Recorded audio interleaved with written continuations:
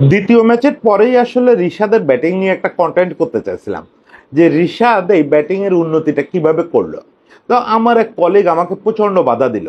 দুটো কারণে, এক হচ্ছে রিশাদকে নিয়ে পরপর কয়েকটা কন্টেন্ট করলাম, আরেকটা হচ্ছে আমার পরিচিত মহলে একটা জনশ্রুতি আছে যে আমি কাউকে নিয়ে বেশি প্রশংসা করলে তার একটা পতন হয়। এখন এই জিন্সটার কারণে আমাকে নিষেধ করলো, আমি এই জন্য রিশাদকে নিয়ে আর কথা বলবো না এরকম একটা কথা দিলাম, কিন্তু কথাটা শেষ পর্যন্ত রাখতে পারলাম না। এরকম একটা সিরিজ পারফরমেন্সের পরেও যদি কথা না বলি তাহলে আর কবে বলবো। এখন এই জিন্সের ঝুঁকি মাথায় নিয়েই একটু রিশাদের গল্প করি। আপনারা লেগ স্পিনার রিশাদ কি কি উন্নতি করছে কয় বছরে সেটা তো চোখের সামনে দেখতেছেন, এবং সেটার ফলাফল সে কি পাচ্ছে তাও দেখতেছেন। আমি একটু মূলত যেটা আজকে বলবো সেটা হচ্ছে ব্যাটসম্যান রিশাদের যে উন্নতিটা। ব্যাটসম্যান রিশাদ কি শুরুতে এরকম ছিল? 2017-18 সালে সে যখন এই ন্যাশনাল সার্কিটে আসলো তখন কি এরকম ছিল? ছিল না। তাহলে ওই জায়গা থেকে এই জায়গায় কিভাবে আসলো রিশাদ, এটা নিয়ে তার ব্যাটিং নিয়ে যারা কাজ করছেন, তার সঙ্গে যারা কাজ করছেন বিভিন্ন সময়, তাদের সঙ্গে একটু গল্প করছি, তারা যারা শুরু থেকে দেখছেন তাদের সঙ্গে গল্প করছি, সবকিছু মিলে একটু রিশাদের ব্যাটিং ডেভেলপমেন্টটা নিয়ে আজকে কথা বলবো। ওই যে রবি যে স্পিনার হান্টটা হলো, স্পিনার হান্টে জিতেই তো আসলে বাচ্চা রিশাদ ঢাকায় আসলো। এই সময় রিশাদ কিন্তু প্রিটি অর্ডিনারি একটা ক্রিকেটার ছিল। আমি শুধু ব্যাটিং বা বোলিং এর কথা বলতেছি না, প্রিটি অর্ডিনারি একটা ক্রিকেটার ছিল। ধরেন আমি মনে করি যে ওখানে হয়তো মিসজাজ হয়েছে, এটা কথার কথা ধরে নিচ্ছি। তারপরেও এটা তো মানতে হবে যে রিশাদ ওখানে সেরা স্পিনারও হয় নাই। ওই যে স্পিন হান্টটা ছিল ওখানে সেরা স্পিনারও হয় নাই।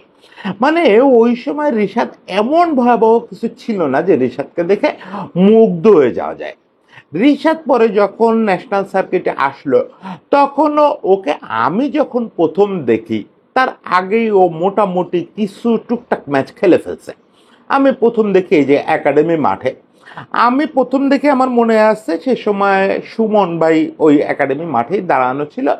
সুমন ভাই সম্ভবত দৃষ্টি আকর্ষণ করছিল ওর দিকে, এবং সুমন ভাই এই শব্দটা উচ্চারণ করছিল যে কুমলে। আসলেই তাই, মানে একেবারেই কুমলের মতো। কুমলের গ্রেটনেসের কথা বলতেছি না, কুমলের যে বোলিং স্টাইলটা, মানে লম্বা মানুষ ওপর থেকে লেগ স্পিন করবে, লেগ স্পিন নামে, আসলে কোনো দিকে টার্ন করবে না, ওই সোজা চলে যাবে, বলটা জোরের উপরে সোজা চলে যাবে। কুমলে তো সারা জীবন এই বল করেই কাটালেন, ফলে এই বলটাও যদি খুব ভালো করতো তাও একটা ব্যাপার ছিল, এটা দেখে খুব আহামরি মনে হয় নাই। তাহলে রিশাদকে নিয়ে ওই সময় যে এই যে পুশটা করলো সবাই মিলে, এটা কারণ কি ছিল?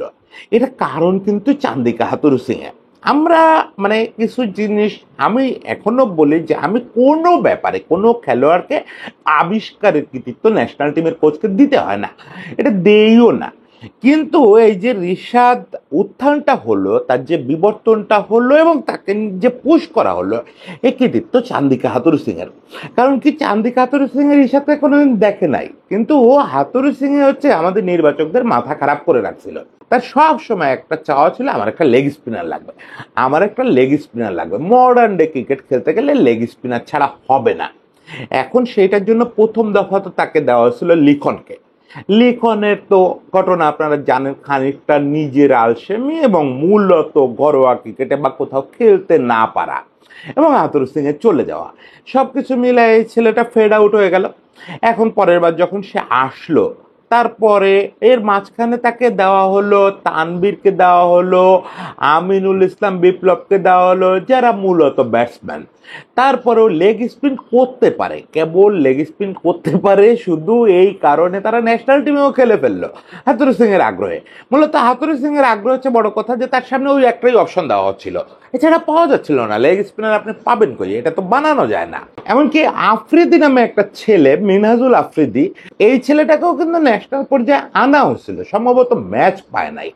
হাতুরু সিং এর কারণে নির্বাচকরা তখন বাড়ি বাড়ি ঢুকে প্রায় নক করার মতো অবস্থা, ভাই আপনারা কেউ কবজি দিয়ে বল করতে পারেন, এই জায়গা থেকে বল রিলিজ করতে পারেন, করতে পারলে চলেন, আপনারা খোঁজে হাতুরু, এরকম একটা অবস্থা আর কি। ফলে ওরে যখন ওই রবি স্পিন হান্টের ইয়েতে দেখলো আমাদের নির্বাচকরা, তখন তারা একটা রিলিফ ফিল করলো যে যে হোক, সারা জীবন টপ স্পিন করে যাক, সমস্যা নাই, হাতুরুর চাহিদা তো এর দিয়ে পূর্ণ করা যাবে, ওরা হাতুরুরে দেখাই। ব্যাপারটা এত সরল করলেও আবার পুরো ব্যাপারটা মনে হয় যে আমাদের নির্বাচকদেরও কোনো কৃতিত্ব ছিল না, আর রিশাদ কিছুই ছিল না। আমি এতটা সরলীকরণ করতেছি না, কিন্তু ব্যাপারটা অনেকটা তাই। রিশাদ পিটি অর্ডিনারি ক্রিকেটার, তখন পিটি অর্ডিনারি, এবং pretty ordinary batsman, pretty ordinary leg spinner. ওই যে বললাম, শুধু টপ স্পিন ছাড়া কিছু করতে পারে না, সোজা বলটা ছাড়া কিছু করতে পারে না, এবং সে আসলে ব্যাট চালায় একটা স্লগারের মতো। তখন একটা ঘটনা ঘটলো, ওকে যখন প্রথম নেটে টেটে দেখা হলো, তখন কিন্তু বাকিরা সবাই বললো যে না, একে হাতুর সিং এ সামনে দেওয়ার মতো না, এ বাকিদের মতো বিপ্লব বা তানবীরের মতো না। এই ফ্যাক্টটা কিন্তু এখন অনেকে অনেক বড় বড় দাবি করবে, তখন কিন্তু লোকাল সার্কিটে কেউ এই ছেলেটারে যে হাতুর সিং এর সামনে প্রেজেন্ট করা যায় এটাই ফিল করে নাই। এবং কোন লোকাল কোচ সোজাসুজি বলছে যে এই ছেলের পিছনেও তোমরা সময় নষ্ট করবা। এ ব্যাপারে মানে কোনো নাম না বলি, একটা ইভেন্টের কথা বলি, ওকে তো প্রথমে আন্ডার 17 খেলানো হলো, আন্ডার 17 খেলানোর পরে ওর কিন্তু আন্ডার 19 বিশ্বকাপেই যাওয়ার কথা ছিল, যে দলটা আমাদের বিশ্বকাপ জিতছে, এই যে আকবর আলীর দলটা, ও কিন্তু সেই দলের প্রাইমারি স্কোয়াডে ছিল, কিন্তু ওকে ওখানে নেওয়ার যোগ্য মনে করলেন না কোচরা। সেটা আমি ধরে নিলাম, সেনা কান্ট্রিতে খেলা ওরে সে সময় যোগ্য মনে করেন নাই। পরে ওকে ওয়েস্ট ইন্ডিজের বিপক্ষে একটা দলের ট্যুর, সেখানে একরকম আমাদের একজন নির্বাচক লেগেছিল, সেই ওই যে সুমন ভাইয়ের কথা বললাম, সুমন ভাই লেগেছিল ওর পিছনে, যে না আমার মনে হয় রেডি হবে। সেটা শুধু হাতুরু সিং এর চাপ না, ওর ওই টপ স্পিনের মধ্যে বা ওই হাইটের কারণে, ও যেহেতু বাউন্সের ইউজটা তখনই করতে পারে, ফলে সুমন ভাইয়ের একটা অ্যাট্রাকশন ওর প্রতি তৈরি হয়েছে। সুমন ভাই খুব জোরজার করে, বিভিন্ন দলে ওরা পুশ করে, এইচপিতে পুশ করে, অমুক জায়গায় পুশ করে। এখন তারা তো সর্বোচ্চ পুশ করতে পারে, স্কোয়াডে নাম দিতে পারে, কিন্তু মাঠে না নামাইলে কি করতে পারে তারা?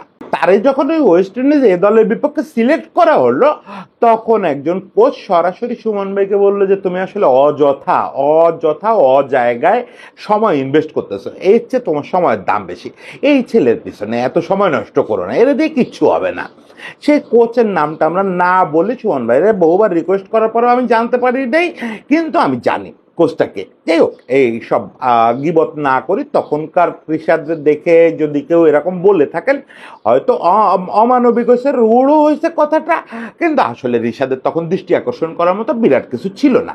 আবার এটাও সত্যি যে আমাদের লোকাল কোচটা কখনো বাহাতি স্পিন ছাড়া কোনো স্পিন বুঝতেও চান না। এটা নিয়ে আমরা আলাদা করে কথা বলবো, যে আমাদের আসলে কেন এই বাহাতি স্পিনার ছাড়া কিচ্ছুরে আমাদের লোকাল কোচরা পাত্তা দেন না, খেলতেই দেন না।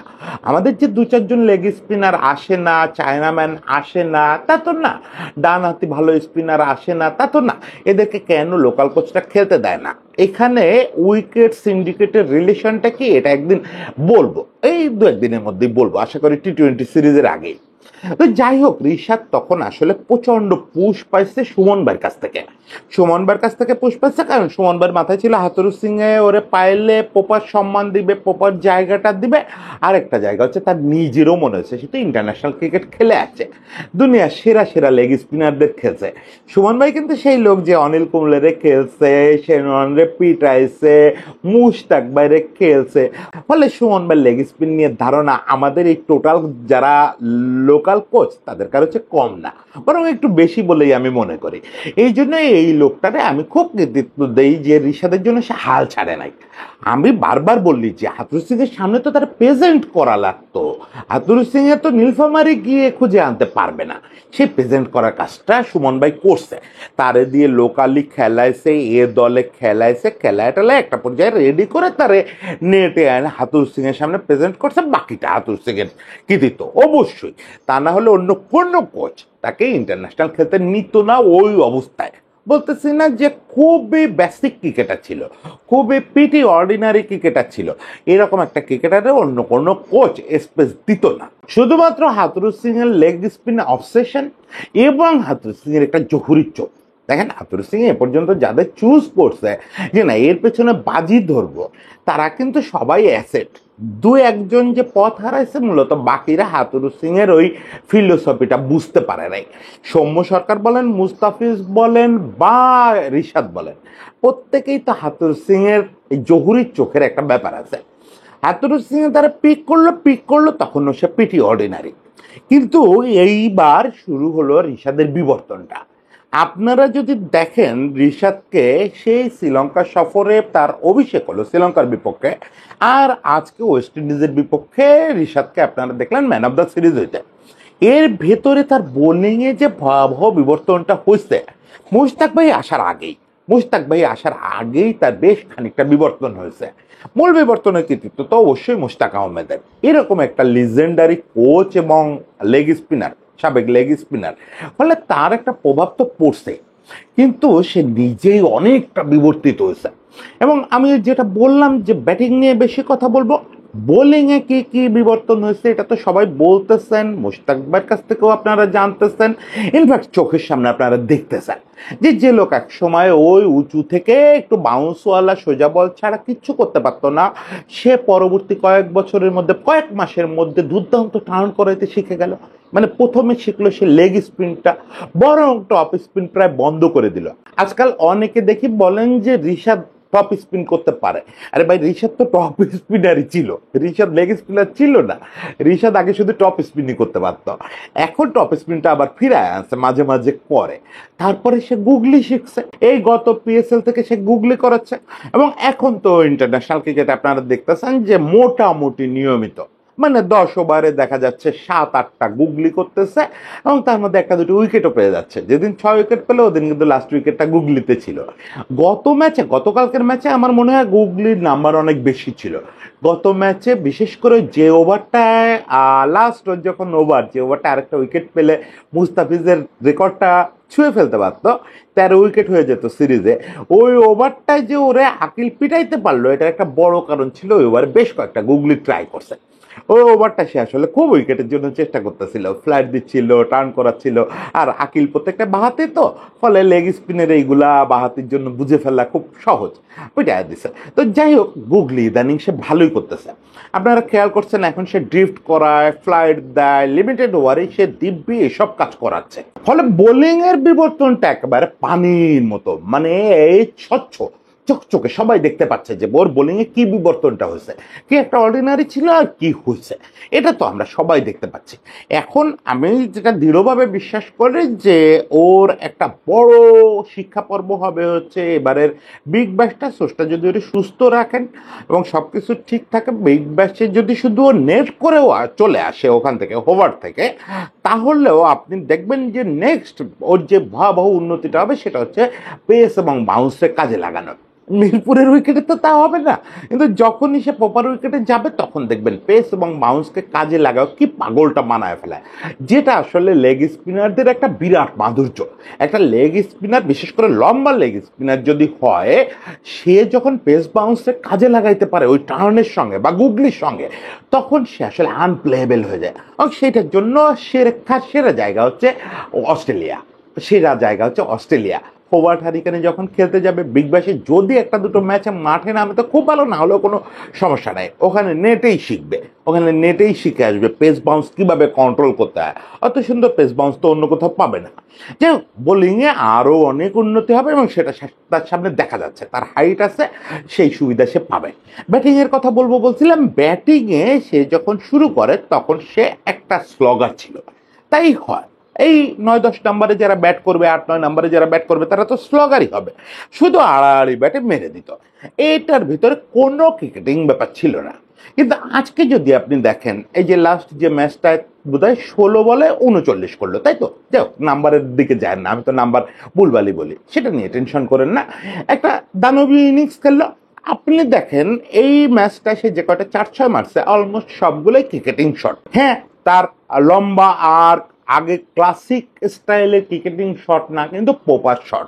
কোনোটাই আড়াআড়ি মারতেছে, স্লগ করতেছে, লেগে যাচ্ছে তা না। সে মিডনের উপর দিয়ে যে ছক্কাটা মারছে, ওই ছক্কা আমি আগেও একদিন বলছি, ওই ছক্কা মারতে পারলে বড় বড় ব্যাটসম্যানরাও খুশি হবে যে যাক সুন্দর একটা শট করছে।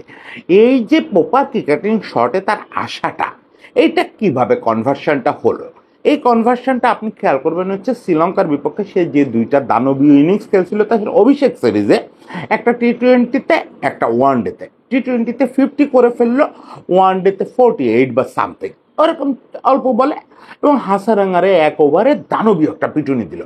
সেই সময়ের ব্যাটিং ফুটেজ দেখেন, এখনকার ব্যাটিং ফুটেজ দেখেন, আকাশ পাতাল চেঞ্জ মনে হবে। সেই সময় সে অনেকটাই স্লগ নির্ভর। হ্যাঁ, একেবারে 2018 সালের মতো অত একেবারে মানে র স্লগার না, অনেক শর্ট করতে পারতেছে, কিন্তু এরকম সুন্দর শট করতে পারতেছে না, এত সুন্দর প্রপার ক্রিকেটিং শট করতে পারতেছে না। তার মানে ব্যাটিংয়ে একটা বিবর্তন আপনি ফুটেজ ঘুটলে নিজেই দেখতে পাবেন। আমি হয়তো আপনাকে ওই শ্রীলঙ্কা ট্যুরের আগেরটার ফুটেজ দেখাইতে পারবো না, কিন্তু আমি আপনাকে গ্যারান্টি দিয়ে বলতে পারি যে সে আসলে 2018 সালে যখন আসে তখন সে একদম মানে ওই আড়াআড়ি ব্যাটে শুধু এরকম বাতাস পিটাতো, ফলে ভয়াবহ একটা বিবর্তন ব্যাটিংয়ে হয়েছে। এটা আমি সুমন ভাইয়ের সঙ্গে কথা বলতেছিলাম গত 3-4 দিন আগে। তো সুমন ভাই বললো যে দাদা সত্যি কথা, আমি ওর যে বোলিং বিবর্তন এটা তবুও বিষয়ের সঙ্গে হলেও মেনে নিতে পারি, কারণ মুশতাক ভাইয়ের সঙ্গে কাজ করতেছে তো, আর ও চিরকাল ওই ব্যাপক আগ্রহ হচ্ছে উন্নতি করার ওই সময় থেকেই। স্যার আরেকটা কি করা যায়, আরেকটা কি করা যায়, মানে সবসময় অস্থির নতুন একটা ভেরিয়েশন যদি যোগ করা যায়, নতুন কিছু শেখা যায়, কেউ শেখাইতে গেলে চুপ করে শেখা, সেটা দারুণ ফলো করা। ওর ওই যে সম্প্রতি ওর বডি পজিশনে একটু চেঞ্জ আসছে আমাদের সোহেল ভাই, এটা কিন্তু আবার মুশতাক ভাই আনে নাই, ওর সম্প্রতি বডি পজিশনে একটু চেঞ্জ আসে, কি নিবিষ্ট ছাত্রের মতো মাত্র একটা সিরিজের গ্যাপে সেই কাজটা করে ফেলছে। কি অপূর্ব ব্যাপার তাই না? দেখেন ওর শেখার আগ্রহ দারুণ। ফলে সোহন ভাই বলতেছে যে ওর স্পিনে যে উন্নতিটা হয়েছে এটা বিস্ময়কর, কিন্তু মেনে নেওয়া যায়। কিন্তু ব্যাটিং এর উন্নতিটা সুমন ভাই বলতেছে যে এটা আমি মানে এখনো বিশ্বাস করতে পারি না। সে বলতেছে যে সে লাস্ট ম্যাচের যে ক্রিকেটিং শটগুলো করছে এইটা আমি আসলে বিশ্বাসই করতে পারি না যে সেই রিশাদ যারা প্রথম দেখছিলাম, মানে ওই যে আমাদের প্রথম দেখা খুব কাছাকাছি সময়, তো ফলে সুমন ভাইয়ের কথা রিলেট করতে পারতেছিলাম যে ওই সময় ওই রকম একটা ছেলে আজকে এরকম সুন্দর ক্রিকেটিং শট করতেছে, কি দাপটের সঙ্গে স্পিন রিড করতেছে, এগেনস্ট দ্য স্পিন খেলতেছে, উইথ দ্য স্পিন খেলতেছে, কি সুন্দর খেলতেছে। এটা কিভাবে হলো, এটা সুমন ভাই আমাকে জবাব দিতে পারে নাই। তো আমার মনে হলো যে যদি কেউ জবাব দিতে পারে সেটা সোহেল ভাই, কারণ এই পুরো সময়টা তো ব্যাটিংটা মূলত তাকে কাজ করতে হয়েছে সোহেল ভাইয়ের সঙ্গে। ন্যাশনাল টিমে সে নিশ্চয়ই সালাউদ্দিন ভাইয়ের হেল্প পাইছে, সেটা তো এই 5-6 মাস পাচ্ছে, কিন্তু এই 5-6 মাসেই তো সব হয়ে যায় নাই। তার ব্যাটিংটা সবচেয়ে বেশি দেখভাল করছে সোহেল ভাই। সোহেল ভাইয়ের সঙ্গে কথা বললাম, তো সোহেল ভাই একটা ইন্টারেস্টিং জিনিস বললো যে দাদা টেকনিক্যালি তেমন কিছু ওরে আমরা শিখাই নাই। এমন না যে ওরে বলছি যে তুই ফুটওয়ার্ক চেঞ্জ কর, তুই ব্যাকলিফট চেঞ্জ কর। হ্যাঁ, ওর ইয়েটা সুইংটা অনেক বড় হয়েছে, আর্কটা অনেক বড় হয়েছে, এছাড়া আর তেমন কোনো ব্যাটিংয়ে বেসিক চেঞ্জ নাই। বললো যে ও যেটা করতো সেটাই আমরা ওকে যেটা সবসময় বলি যে তুই যেটা করে আনন্দ পাইতিস যেরকম ব্যাটিং, সেই ব্যাটিংটা মন দিয়ে কর। এবং সাধারণত তো সব ধরনের কোচরা এটা কৃতিত্ব নেওয়ার চেষ্টা করে। আমি কিন্তু যখন সোহেল ভাইয়ের সঙ্গে আলাপ করছি, সোহেল ভাইয়ের টেবিলে সে কৃতিত্ব নেওয়ার জন্য কার্ড দিয়ে দিছিলাম। আমি সোহেল ভাইয়ের বলছি যে সোহেল ভাই আপনারা কি কি চেঞ্জ করলেন বা কি কি যোগ করলেন? সোহেল ভাই বলছে কিচ্ছু না, কিচ্ছু না, কোনো রকম টেকনিক্যাল চেঞ্জ বা ফুটওয়ার্ক অমুক তমুক এগুলো করা লাগে না। ও মূলত যা যা করছে নিজে নিজে, ও ব্যাটসম্যানদের ব্যাটিং দেখে, পাওয়ার হিটাররা কিভাবে ব্যাটিং করে এটা মন দিয়ে দেখে, এবং ও যে ব্যাটিং প্র্যাকটিসটা করে এখানে সোহেল ভাই একটা জিনিস বলল যে আগে তো যেটা হতো, আগে আমাদের বোলাররা ব্যাটিং প্র্যাকটিসে তেমন সুযোগ পেত না। যদিও সোহেল ভাই অস্বীকার করলো, তারপরও আমি জানি যে বোলাররা ব্যাটিং প্র্যাকটিস করতেও চাইতো না। সোহেল ভাই বললো যে আগেও করতে চাইতো, কিন্তু তখন স্পেস কম ছিল, আলাদা করে কোনো স্লট থাকতো না বোলারদের ব্যাটিং প্র্যাকটিসের জন্য। সোহেল ভাই হয়তো সাবেকদের একটু সেভ করতে চাইছে, কিন্তু আমরা তো চোখের সামনে দেখছি যখন স্লট শুরু হয়েছে যে বোলারদের আলাদা করে প্র্যাকটিস করতে হবে, এটা তো ডেভ ওয়াটমোর চালু করছিল যে বোলারদেরও প্রতিদিন নিয়মিত নেট করতে হবে, ব্যাটিং প্র্যাকটিস করতে হবে। তারপরে আমরা দেখছি না বোলাররা কতভাবে অ্যাভয়েড করার চেষ্টা করে, কোনো ক্রমে ওই এক ওভার ব্যাটিং করতে বলছে, 2 ওভার ব্যাটিং করতে বলছে, নেটে করে পালায় যাওয়ার একটা ব্যাপার। এনার্জিতেও পারতো না, এটাও সত্যি, এখনো এনার্জিতে পারে না সবাই। ওই রকম প্রচন্ড পরিশ্রমের পরে আবার যেটা আমার লাগবে না, তারা তো ধরেই নেয় যে ব্যাটিংটা আমার কাজ না। কিন্তু এখন আধুনিক পৃথিবী তো তা বলে না। আধুনিক পৃথিবী বলে তুমি 11 নম্বরেও ব্যাট করলে তোমার একটা রোল আছে। ওই যে প্যাট কামিন্স যেটা গ্লেন ম্যাক্সওয়েলের সঙ্গে করে, ওটাও তো একটা রোল। আবার কারো কারো কি করতে হয়, 7, 8 নাম্বার 9 নাম্বারে গিয়ে ঝড় তুলতে হয়, ওটাও একটা রোল। ফলে এখন আর ওই ব্যাটিং পারি না, ব্যাটিং করব না ওই দিন নাই। এখন রীতিমতো বোলারদের জন্য, বললাম না ডেওয়ার্ড মোড়ের জামানা থেকে শুরু হয়েছে, এখন তো এটা আরো কড়াকড়ি, এটা রীতিমতো বাধ্যতামূলক প্রত্যেককে করতে হয়। সেই জায়গাটা সোহেল ভাই বলতেছে যে ও যে এত উৎসাহ, এত উৎসাহ। এমনিতে সোহেল ভাই বললো যে র ক্রিকেটারদের একটা ব্যাপার, এটা হচ্ছে র ক্রিকেটার এবং যে কোনো ন্যাচারাল বাচ্চা, এদের দেখবেন যে সবচেয়ে বেশি মজা পায় ব্যাটিং করে। আসলেও তো তাই।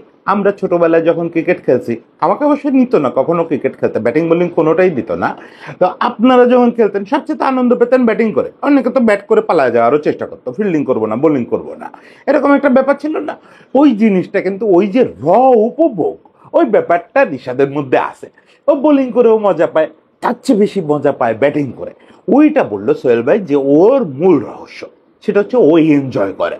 ওর যে টাইমটা নেটেও পায়, এই টাইমটা ও এত এনজয় করে, এত এনজয় করে। ও এক হচ্ছে দেখে পাওয়ার হিটাররা কেমনে হিট করে, কি কি করে, এইগুলা সে খুব কুইক কুইক নিজে নিজে লার্ন করে ফেলে, নিজে নিজে। কোনো বড় কোনো চেঞ্জ আনে না নিজের ভিতরে, না এনে ওই জিনিসটা আমি করব, এই বলটা এইভাবে মারে। এটার জন্য কোনো থিওরির ধার ধারে না, কোনো কিছুর ধার ধারে না, ও নিজে নিজে ওটা ইমপ্লিমেন্ট করে এবং নেটে ওটা করতেই থাকে, করতেই থাকে। ওর ওর কোটা শেষ হয়ে যায়, একটু তো লিমিটেড, সবারই তো আসলে নেটের টাইমটা ফিক্সড। ও নেট ছেড়ে বাইরে এসে এই ধরেন নেটে তো নক করতেই থাকে। ওটা যে তামিম খুব ভালো বলছিল যে আমাদের যে নেট প্র্যাকটিসের ফ্যাসিলিটিস বা প্র্যাকটিস ফ্যাসিলিটিস ন্যাশনাল টিমের, এটা হাস্যকর রকমের দুর্বল। এইটুক জায়গার মধ্যে এতগুলো টিমের প্র্যাকটিস করা লাগে, মাত্র 7-8টা নেট, তার মধ্যে টিমে তো 15-20 জন খেলোয়াড় থাকে, আবার এ দল থাকতেছে অমুক তমুক জায়গা, ওই যে অতটুকু একটা জায়গা, ওই জায়গাটুকু সবাই নেট করা লাগে। ফলে নেটে অনেক অনেক সময় পাওয়া যায় না। যারা মুশফিকের মতো বাড়তি ব্যাটিং করতে চায় তাদের কি করতে হয়, অনেক সময় তাদেরকে কর্তৃপক্ষ কি করে, কোথাও একটু বাড়তি নেট ঝুলায় দেয় মূল মাঠের এক কোনায়, সেখানে দাঁড়ায় ঘন্টার পরে ঘন্টা ব্যাট করতে থাকে। এখন রিশাদের জন্য সেটা কে ঝুলায় দিবে? রিশাদ তো মুশফিক না। এই বাস্তবতা তো বুঝতে হবে যে রিশাদ একজন লোয়ার অর্ডার ব্যাটসম্যান, তার জন্য তো কেউ আলাদা করে অ্যারেঞ্জ করে দিবে না। মুশফিকের প্র্যাকটিস করতে হবে, এটা সবাই জানে যে মুশফিকের ওই নেটের আধা ঘন্টায় হবে না, মুশফিকের এর বাইরেও 2-3 ঘন্টা প্র্যাকটিস করা লাগবে। অনেকে করে, আমি কাউরে বলতেছি না যে মুশফিক ছাড়া কেউ করে না, সাকিব ছাড়া সবাই করে। একমাত্র সাকিবের হচ্ছে নেটের প্রতি খুব অনীহা, সাকিব জীবনেও নেট করতে চাইতো না। ওর ওই যে বড় জোর 3-4 ওভার বোলিং আর বড় জোর 15 মিনিট ব্যাটিং, ব্যাস ওর নেট শেষ, সেটা আর একটা জিনিস। কিন্তু এছাড়া আমাদের সবাই প্র্যাকটিসের নেটে খুব আগ্রহী। কিন্তু সেই আগ্রহ আপনার যতই থাকুক, আপনি যখন লোয়ার অর্ডার ব্যাটসম্যান, আপনার জন্য ওই স্পেশাল অ্যারেঞ্জমেন্ট কেউ করবে না।